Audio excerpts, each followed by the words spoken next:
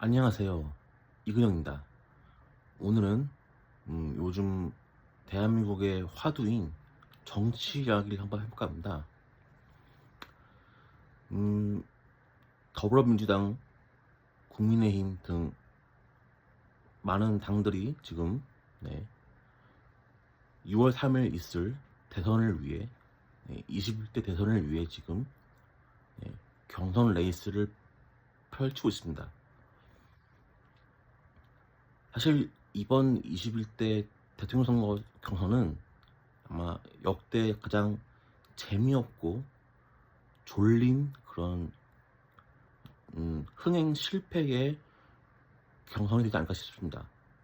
그 이유는 이미 여야 진보와 보수를 막론하고 더불어민주당 이재명 후보에게 모든 지표가 다 쏠려 있고 매일매일 업데이트되는 지지율 면에서도 압도적인 표를 가지고 있고, 그리고 또한 이번 윤석열 전 대통령 탄핵에 있어서 탄핵을 당한 집권 여당이었던 국민의힘 쪽이 확실히 불리한 입장이기 때문에 진보 야권의 가장 큰 산맥이라 할 수 있는 이재명 후보가 이제 40 며칠 남은 이 대선 경선을 아주 완벽하게 장악하고, 그리고 6월 3일 날 많은 득표를 얻어서 이렇게 대통령이 되지 않을까 하는 생각에, 사실 저도 이제 뉴스를 통해서 아니면 이제 가끔 이렇게 인터넷 생중계를 통해서 더불어민주당 지역 경선이나 아니면 국민의힘 경선의 그런 마지막 4명을 뽑는 그런 토론회를 이렇게 보더라도 이재명 대표만큼 이렇게 확실하게 치고 올라간 사람이 없기 때문에 정말 재미가 없습니다. 물론 이제 전반적으로 이제 정치적 이야기를 다루고 앞으로의 국정을 어떻게 일 것인가에 대해서 이제 토론하는 자리이기 때문에 재미가 없을 수도 있습니다. 근데 이거는 그런 걸 뛰어넘어서 너무 한 후보만 치고 올라가기 때문에 이건 재미를 찾을 수가 없습니다. 마치 꼭 어젯밤 열린 경기를 스코어를 다 알고 지금 다시 또 그 경기를 풀타임으로 보는 것과 마찬가지 느낌입니다. 더불어민주당 쪽에 지금 3명이 있죠, 후보가. 김동연 전 경기도지사, 김경수 후보, 그리고 이재명 후보입니다.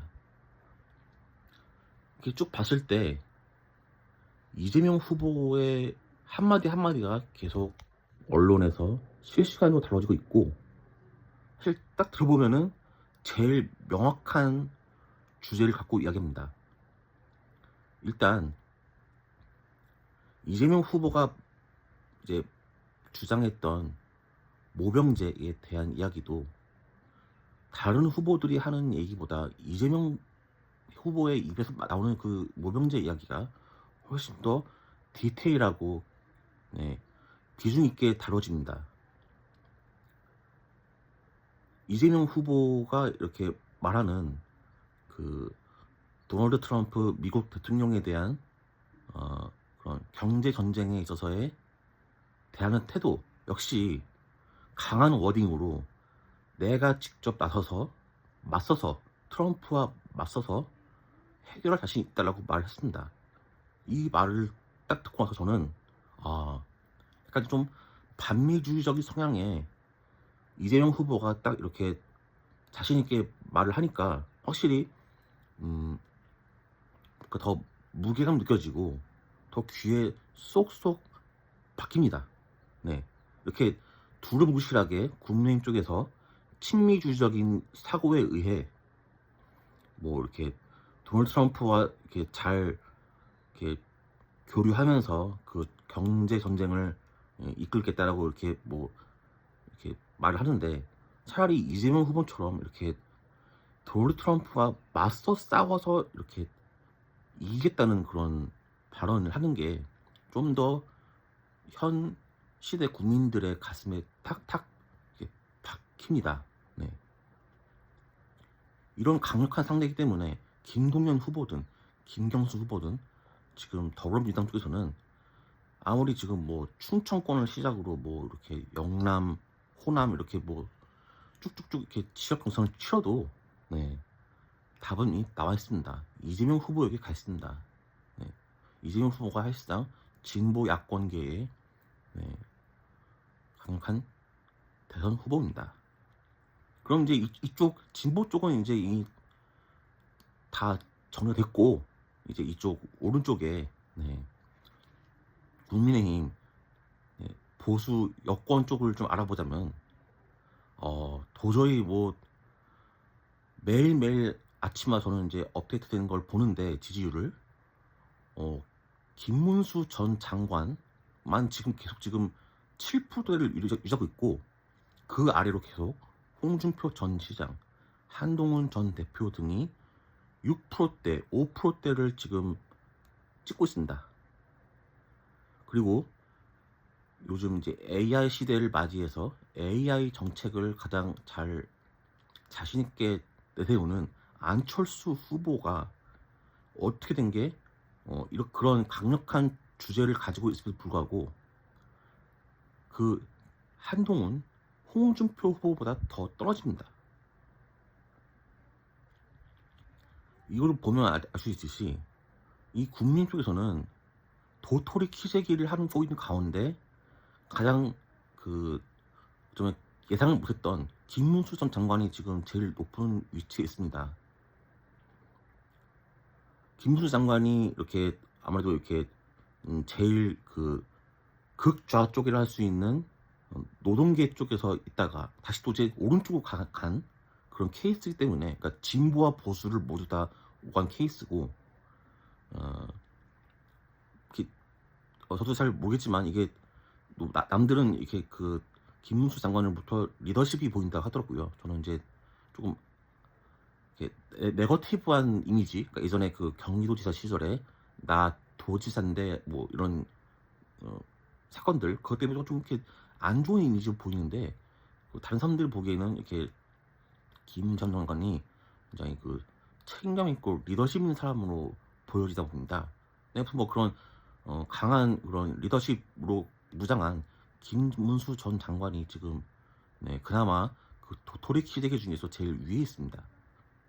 근데 문제는 이 국민의힘은 사실 어쩌면 이제 김문수 장관 이름 아래로 계속 이제 힘을 합쳐서 가장 높은 상대인 이재명 후보와 맞서 싸워야 되는데 뭐 사실 이번 21대 대선도 양당 체계입니다.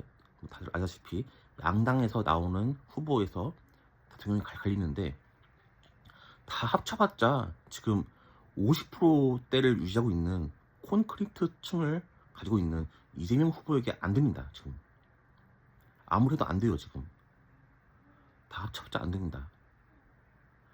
그래서 김문수 장관에게 이렇게 등을 기대려 해도 돌아오는 거는 사실 뭐 허무한 결과, 매일 아침에 보여지는 그런 이미 다 짜여진 그런 지지율 그런 모습들 도저히 뭐 상대할 수가 없습니다. 그래서 지금 현재 대한민국 그런 국민들의 그런 민심이 이재명 후보에게 가 있는 것에 대해서 어떻게 뭐 이거는 네거티브를 걸 수도 없고 뭐 이거에 대해서 뭐 이거를 이제 떨어뜨리기 위해서 뭐 이재명 후보에 대한 개인 사에 대한 그런 공격, 뭐 정치적 입장에 대한 약점을 뽑아내는 그런 공격적인 그런 모습들 아무리 취해봤자 많이 힘든 것 같습니다. 그래서 저는 생각해봅니다. 이재명 후보가 사실 어쩌면 진보주의자 몇몇이 말하는 말대로 지난 4~5년 동안 보수권에서 이재명 후보를 죽이기 위해서 그러니까 죽인다는 게 이게 실제로 죽인다는 뜻이 아니라 그의 정치적 입장을 죽이기 위해서 악마화시킨 게 아닌가라는 생각을 해봅니다. 뭐 실제로 뭐 이재명 후보가 이제 많은 정치적 리스크가 있고 또 개인사에 대한 리스크가 있는데 하나하나 지금 파헤쳐 볼수록 계속 이재명 후보에게 돌아오는 건 유리한 것뿐입니다. 일단 그 뭐 김문기 고 김문기 씨 관한 것도 둘이 같이 이재명 후보와 이제 이전에 10년 전에 골프를 쳤다는 그 이야기도 사실 미미한 인연으로 네, 끝맺음 됐죠. 이거는 뭐 이미 재판 결과에서 두 번이나 이렇게 거쳤는데 불구하고 마지막에는 이제 뭐 확대한 사진은 조작이다. 또 이재명 전 대표는 당시에 이제 고 김문기 씨를 잘 몰랐다라고 이렇게 계속 결과가 나옵니다. 우리가 아무리 음모론을 펼쳐봤자 돌아오는 거는 이재명 대표에 대한 결백 팩트입니다. 이거는 아무리 보수주자라고 해도 뒤집으려고 하고 이걸 뭐 다시 뜯어보고 이렇게 가로 세로로 뭐 이렇게 아무리 뜯어봤자 소용없습니다. 그래서 저는 이제 보수 입장에서 봤을 때 이재명 후보가 이렇게 치고 올라가고 완벽하게 이렇게 자신만의 그런 경계를 구축하고 있고 매일매일 하루하루 더 힘이 세진 걸 보면은 어쩌면 이재명 후보도 뭐 이제 20대 대선에서 나쁜 사람은 아니다. 그가 대권을 잡는 거에 대해서 우리가 뭐 이렇게 이상하게 볼 필요는 없다. 그리고 어쩌면 민심일지 모른다. 대한민국의 민심. 저는 그렇게 생각하는 바입니다. 그래서 저는 일단 더욱 더 이제 경과를 지켜본 다음에 소신 있게 보수주의자지만 나중에라도 패배를 인정하고 이재명 대표에 대해서 소신 있게 그에게 이렇게 마음을 주는 그런 선언을 할 계획입니다. 네. 좀 더 지켜보고 이재명 후보가 이제 완벽하게 국민들의 마음을 얻고 사실상 이제 방점을 찍으면 저는 이제 항복의 의사를 나타내겠습니다. 참 이게 참 이런 말을 하는 게 있어서 보수주자 입장에서 정말 참 가슴이 참담합니다. 네, 뭐 저는 이제 개인적으로 봤을 때 2007년에 투표권을 얻은 이후로 계속 이제 대선 후보들 중에서 보수만 뽑았습니다. 이렇게 이명박, 박근혜, 뭐 홍준표, 윤석열 계속 이렇게 보수 후보만 뽑았는데 이번만큼은 게임이 안 됩니다.